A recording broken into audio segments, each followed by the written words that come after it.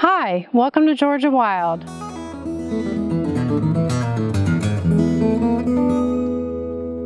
I'm Linda May, and today we're going to talk about the little snakes that you may find in your yard or elsewhere this time of year.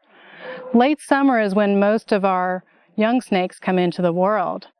Of the 46 species of snakes that live here in Georgia, about half are born live and about half hatch out of eggs. While some of the small snakes that you find could indeed be very young and have a lot of growing left to do, you may be really surprised to learn that we have several common snakes here that never get very big as adults.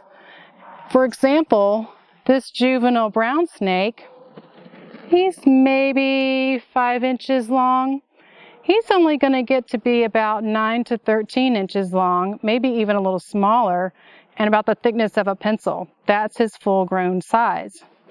Other species of snakes here in Georgia that stay fairly small as full-grown adults include the worm snake, the ringneck snake, the red-belly snake, the southeastern crown snake, and also the smooth and rough earth snakes. If you're not sure of the species though, and especially if you're concerned that it could be venomous, you don't want to be handling it like I am this one right now. But you also don't want to kill it because it's illegal to kill a non-venomous snake. So what can you do to identify it and maybe ease some of your fears about what you're finding in your yard?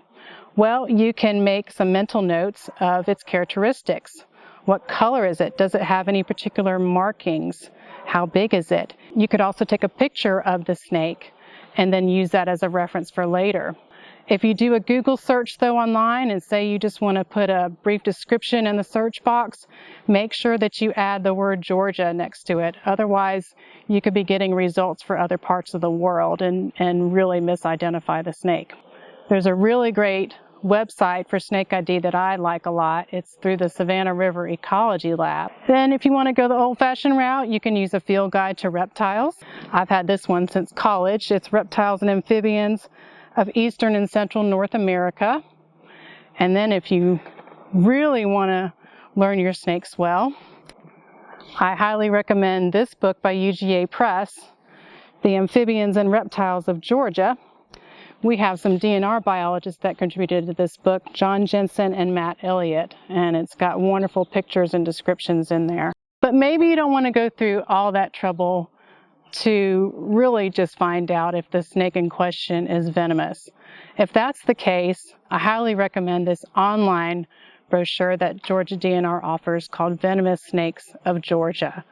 And it's free to download. It's also got pictures of non-venomous snakes in there, but it mostly highlights those 6 venomous species. Knowing what species you have could ease some of your fears. But another fear that people have when they find a small snake is that there could be a mama around. Well, you can rest assured that's not the case because snakes really don't take care of their young. For those species that lay eggs, they've laid those eggs and they've moved on months ago.